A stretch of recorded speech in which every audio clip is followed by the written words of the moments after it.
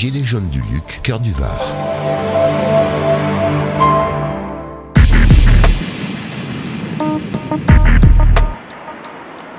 Bonsoir, nous sommes ici au Luc en compagnie des Gilets jaunes cœur du Var. Dans ce magazine, un sommaire, une présentation rapide du mouvement, suivi du grand débat qui sera expliqué. Et nous terminerons par les premières pierres des ateliers de constituants. Claude, bonsoir. Quelques mots sur le mouvement ici, comment ça se passe, l'organisation? Bonsoir. Donc ici, ça se passe bien. On est réunis autour de l'Arc de Triomphe, qu'on a construit nous-mêmes, parce qu'ici nous ne sommes pas des casseurs mais des constructeurs. Une symbolique. Voilà, et l'Arc de Triomphe c'est donc un symbole de victoire. Il a été monté par nous-mêmes en mémoire des personnes des Gilets jaunes qui sont décédées et qui ont été blessées lors du début de ce conflit, si on peut appeler ça comme ça, depuis donc le 17 novembre. Tout simplement, nous on a des revendications. On a des revendications comme le pouvoir d'achat, parce que c'est ce qui nous importe avant tout. Et ce qu'on pourrait dire, c'est qu'on demande aussi la justice sociale et fiscale. C'est le principal de nos revendications au départ. D'accord. Vous êtes combien de personnes ici? On est au moins une soixantaine par jour, où il y a une rotation qui se fait. À savoir que les week-ends, on est plus nombreux que ça. Maintenant, ça dépend des jours et voilà quoi. Je vous remercie. Pierre, bonsoir. Bonsoir. Quel thème vous voulez aborder? C'est un débat libre ce soir. Tout à fait. Donc il n'y a pas de censure. Allez-y. Alors, moi pour ma part, je vais parler en mon nom et au nom de mes amis Gilets jaunes de l'actualité de la semaine, qui est tout de même le grand débat lancé par Emmanuel Macron en grande pompe et avec beaucoup de communication, où au fur et à mesure on se rend bien compte que ce grand débat n'est qu'un camouflet de démocratie. On se rend compte qu'Emmanuel Macron choisit ses maires. Les maires, il fait choisir les maires avec qui il doit intervenir par les préfets envoient des listes de maires à l'Elysée valide ou invalide. Donc Macron ne fait pas un grand débat. Déjà, il fait un speech, donc ce n'était pas... L'idée du grand débat, c'était 67 millions de citoyens qui parlent au président. On se rend compte que c'est un président qui parle à 67 millions de citoyens. C'est bel et bien rien d'autre qu'un exercice d'oral comme il sait le faire, et on se rend bien compte que c'est un exercice de démocratie à la Macron, c'est-à-dire causez toujours, je ne vous écouterai pas. Par conséquent, nous, Gilets jaunes, nous n'avons qu'une revendication face à ce grand débat. On ne veut pas d'un grand débat qui consiste à dire tout ce que nous avons fait, tout ce que nous ferons, nous ne changerons pas, parlez-nous de ce que vous voulez, sauf de ce que nous ferons. Ça, c'est l'idée macronienne. Nous, ce que nous demandons, monsieur Macron, c'est très simple, c'est le RIC. Et nous ne lâcherons pas les ronds-points, nous ne lâcherons pas les rues tant que nous n'aurons pas le référendum d'initiative citoyenne. Nous voulons être le maître de notre pays, nous voulons être maître de nos politiques, nous voulons contrôler vos abus. Parce que vous abusez, le pire de la chose, c'est que vous nous donnez des leçons. Nous ne lâcherons pas les ronds-points, jamais. Pierre, ça ressemble à quand même une campagne présidentielle à l'aube des européennes. Ah oui, tout ce qui se passe là. Tout à fait. Emmanuel Macron est en train de se payer la campagne européenne. Au frais de la princesse. Au frais de la princesse, bien sûr. Ouais. Mais en même temps, c'est un homme qui n'a plus aucune légitimité. Il est désavoué de toutes parts. Et il essaye de refaire le coup de 2017, c'est-à-dire moi contre le Front National. On notera que les médias en général sont très complaisants avec Marine Le Pen. On se demande pourquoi. Donc Macron va se présenter à nouveau comme sauveur de la démocratie. Rien d'autre, ou comme sauveur de la France. C'est bien misérable de sa part. Parce qu'aujourd'hui, il n'y a pas trop d'alternatives. Ils nous mettent Madame Le Pen et lui en candidat, et puis il n'y a pas d'autre choix, quoi. Comment vous voyez un petit peu tout ça, si vous le souhaitez, Oui, alors écoutez, si on veut juste parler démocratie, des choix, je pense, la grande force du mouvement Gilets jaunes, c'est bien qu'il est hétéroclite. Nous sommes apolitiques. Voilà. Par conséquent, venir présenter l'européenne en Macron contre Le Pen, ce n'est pas vrai. En France, nous avons assez de partis, je pense, pour trouver une solution qui nous concernerait tous. Et il y a d'autres partis, à chacun de faire son travail, de ne pas juste écouter ce que pensent ce que disent les médias. Parce que j'ai entendu parler aussi qu'il y aurait peut-être une liste Gilets jaunes pour les européennes. Est-ce que c'est quelque chose qui a été étudié ou c'est une fake news? Alors, je répondrai en mon nom et pas au nom des Gilets jaunes, parce que je n'ai pas prétention à le faire. Pour ma part, je pense qu'une liste Gilets jaunes peut être une idée intéressante, mais c'est une mauvaise idée dans le sens où ça fera le jeu de Macron. Il n'en tirera que profit. Nous, Gilets jaunes, nous sommes apolitiques. Nous voulons, avant de prétendre à des élections comme les européennes, nous militons déjà pour une chose, et quand nous l'obtiendrons, nous construirons l'avenir. D'abord le RIC, la suite, chaque chose en son temps. Les grandes promesses, ça va bien 5 minutes, nous n'en faisons pas, nous sommes des gens pragmatiques. D'accord. Bon, donc le RIC uniquement est resté neutre. Tout à fait. Pas de politique, pas jouer le jeu de Macron. Tout à fait, tout à fait. Est-ce que vous avez un message à faire passer à l'ensemble des Gilets jaunes qui vont regarder cette émission, ce bout de débat, puisque ça a été un petit peu, c'est impromptu, voilà, c'était décidé comme ça on est sur le terrain. Je vous écoute. Un seul message, mesdames et messieurs Gilets jaunes, ne lâchez pas. Actuellement, le gouvernement a peur, le gouvernement tremble. Ils le prouvent chaque jour par leur action et par leurs paroles. On tient le bon bout, on continue comme on est, pacifiquement, calmement, tranquillement. Nous arriverons à changer les choses. La violence n'est pas de notre côté, la justice est de notre côté, nous gagnerons tranquillement. Nous sommes en train de faire une révolte passive, une véritable révolte pacifique, je pense, une révolte du bon sens contre la bêtise de nos gouvernements, je pense. Et nous y arriverons par l'usure. On n'a jamais vu en France de manifestation qui a été capable de tenir des samedis et des samedis et des samedis. Si ça continue, c'est bien parce que tout le monde peut venir, sans se faire juger, sans se faire insulter, et sans avoir peur de se faire agresser, si ce n'est par des Benalla ou des gens comme notre commissaire à Toulon. Oui, parce que c'est quand même, depuis la guerre d'Algérie, apparemment, c'est la première fois qu'il y a un mouvement qui prend autant d'ampleur et qui dure autant et massif. Donc le message, c'est mobilisez-vous, continuez à vous serrer les coudes, puisqu'on a vu que dans les Gilets jaunes, il y avait beaucoup de gens qui s'étaient découverts et qui communiquent, alors qu'avant tout le monde était devant son internet, bien séparé, individuel. Et aujourd'hui, il y a du partage. C'est la valeur un petit peu des Gilets jaunes, c'est que les gens apprécient maintenant le contact physique, l'échange. Je pense que la République française, depuis 40 ans, avait quand même une devise qui avait été bien mise à mal. La liberté, l'égalité est très mise à mal. Mais on peut se rendre compte quand même que la fraternité, le peuple est en train de la regagner. Et cette fraternité qui est en train de se créer autour des ronds-points permet aux gens de toute classe sociale, de toute origine confondue, de se rendre compte que nous ne sommes pas si différents et que ces petites cases dans lesquelles on s'efforce de nous mettre dès la naissance ne sont justement que des moyens de nous contrôler, je pense. À un moment donné, la force de nos ronds-points, c'est bel et bien qu'il y a des cadres, des artisans, des chômeurs, des gens au RSA, des handicapés. Il y a de tout, de toute classe sociale sans difficulté. Et c'est ce qui fait la force de notre mouvement, c'est que nous sommes solidaires. Et nous sommes solidaires pourquoi? Parce que nous avons tout à gagner et plus rien à perdre. C'est tout ce qu'il y a à dire. Merci Pierre pour votre intervention, puis donc une prochaine fois pour un autre sujet. Avec grand plaisir. Avec grand plaisir. À vous. Alors votre mission, Alain? Je peux instruire comme je peux moi-même enseigner, c'est-à-dire que chacun, à mon instar, chacun fait ça. C'est-à-dire qu'on utilise les connaissances et l'intelligence de chacun pour amener dans le pot commun les idées qui vont nous permettre de construire ce qu'on est en train de faire, c'est-à-dire recréer de toutes pièces, puisque ça fait quand même des années, et même des dizaines d'années que les gouvernements successifs ont fait en sorte que les gens s'isolent. On ne connaît plus le voisin, on est loin de sa famille, on ne parle pratiquement à plus personne. Sauf maintenant. Et c'était très confortable pour le gouvernement. Le gouvernement adorait ça, parce qu'en fait, quand il y a un individu, il ne fait rien. Le problème, c'est que les Gilets jaunes ont créé quelque chose qui est inédit dans le monde, même si ça a pu exister sous d'autres formes et dans d'autres époques. Les gens ont appris non pas à se connaître, mais ils se sont rencontrés. Ils se sont réveillés. Ils ont écouté la différence de l'autre, et à mon avis la richesse du groupe, parce que chacun apporte du parcours qu'il a effectué des connaissances que les autres n'ont pas. Et on partage en fait. Ils les échangent, chacun apprend de l'autre, et c'est ça qui est important. Chacun apprend de l'autre, et chacun peut apprendre à l'autre. Bon, très bien. Ça se traduit comment? C'est des papiers que vous mettez? Vous avez des livres? Comment? Non, c'est un thème qu'on va organiser pour la soirée. Par exemple, on va décider que ce soir, on va parler de la démocratie. Qu'est-ce que la démocratie? Chacun va apporter sa pierre à l'édifice. Autour du feu, vous m'avez dit tout à l'heure. Il n'y a pas d'autre solution. Il n'y a pas d'électricité le soir. Ou alors c'est tellement faible comme ampérage qu'on ne peut pas mettre des vrais... Donc c'est très, très convivial et familial, si je puis dire. C'est convivial, c'est familial. Et c'est surtout du groupe et de l'humain. Et on a réussi à recréer de l'humain. Oui, voilà, la notion... Ça fait très peur à ceux qui nous gouvernent. Même pas ceux qui nous gouvernent, parce que ce soit Macron, Castaner ou les autres, ce ne sont que les marionnettes de la haute finance. D'accord.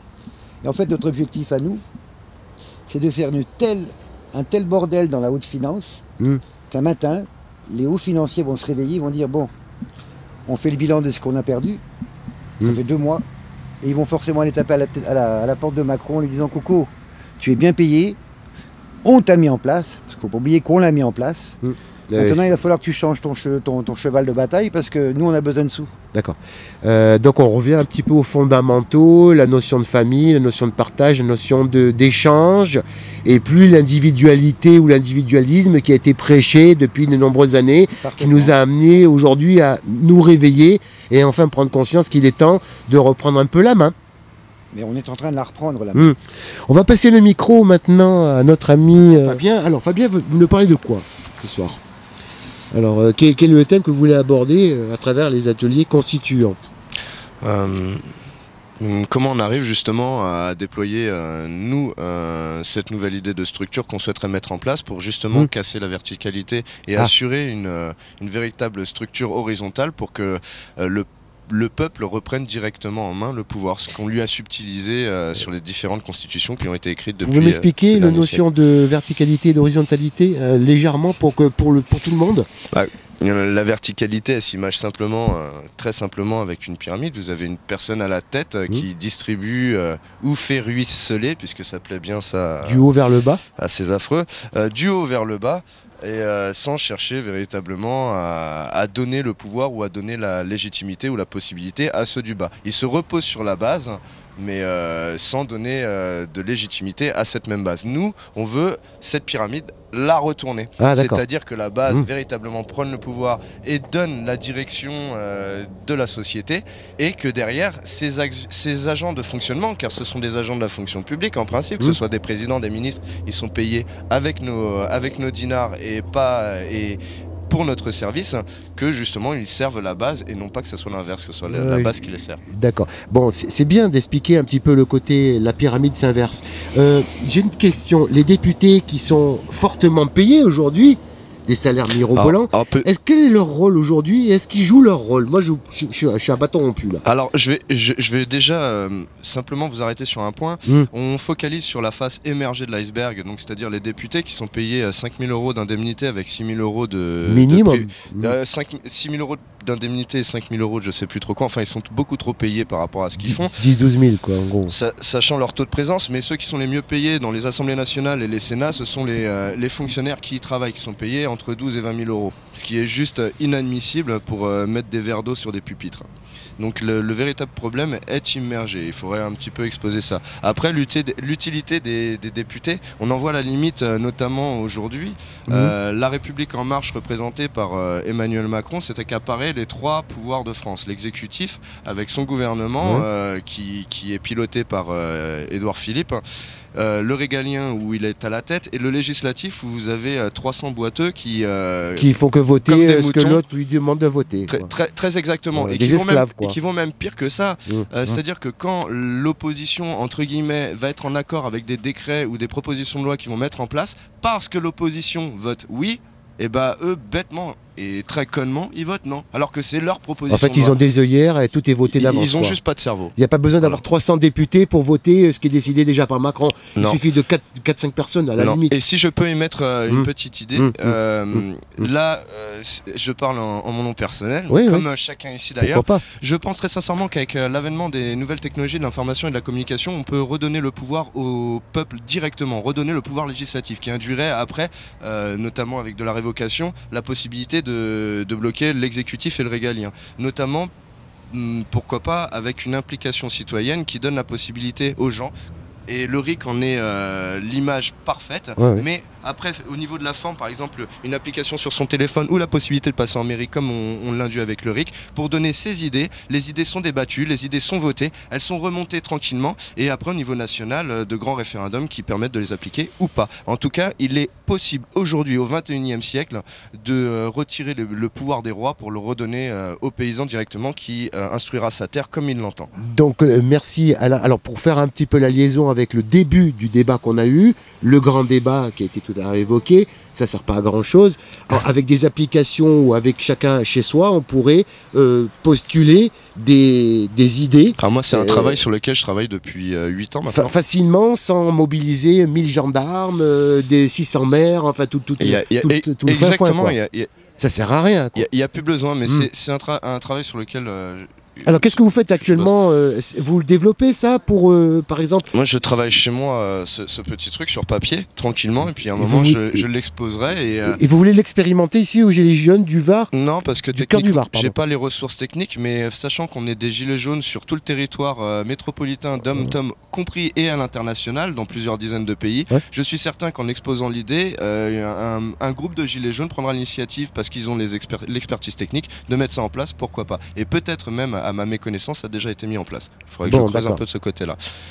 Donc ça, c'est une idée intéressante, c'est facile à apporter des idées. C'est facile à mettre en place, que ça. Et j'ai travaillé sur une structure je déploierai ça plus tard. Mais par contre, j'aimerais revenir sur le grand débat. Comme le gilet jaune Pierre vous l'a dit, c'est une vaste mascarade, et qui plus est, c'est un petit peu appuyé dans le sens où qui va animer ce grand débat, médiatiquement parlant. On nous sort des Cyril Hanouna et Tutti Quanti. Ah oui, culturellement parlant, Marlène Schiappa, c'est du grand show, c'est du grand n'importe quoi. On voulait nous insulter, on peut pas faire mieux, quoi. Ah bah là c'est du gros n'importe quoi, oui c'est vrai, c'est pas sérieux. Donc on s'emploiera nous à participer au grand débat, mais les grands débats ils se passent sur notre terrain, ils se passent ici, nous ça fait 2 mois qu'on les fait. Comme aujourd'hui. Lui il invente l'eau chaude, et bah qu'ils viennent se doucher par chez nous et qu'ils laissent une main. Moi ce que je comprends pas, c'est comment Cyril Hanouna peut accepter ça, quelqu'un qui se dit normalement qui aime bien les gens un petit peu avec des nouvelles idées. Il y a un arrangement là, c'est que les médias sont achetés peut-être déjà, ou ça complote. On est dans de la présomption là, puisqu'on n'a rien de tangible pour prouver quoi que ce soit, mais on est face à une caste. Nous on se bat aujourd'hui contre une caste, une caste de quelques milliers de personnes qui se connaissent ou qui se connaissent pas, mais qui ont des intérêts communs à protéger. Et nous on a un avenir commun, un intérêt commun à défendre.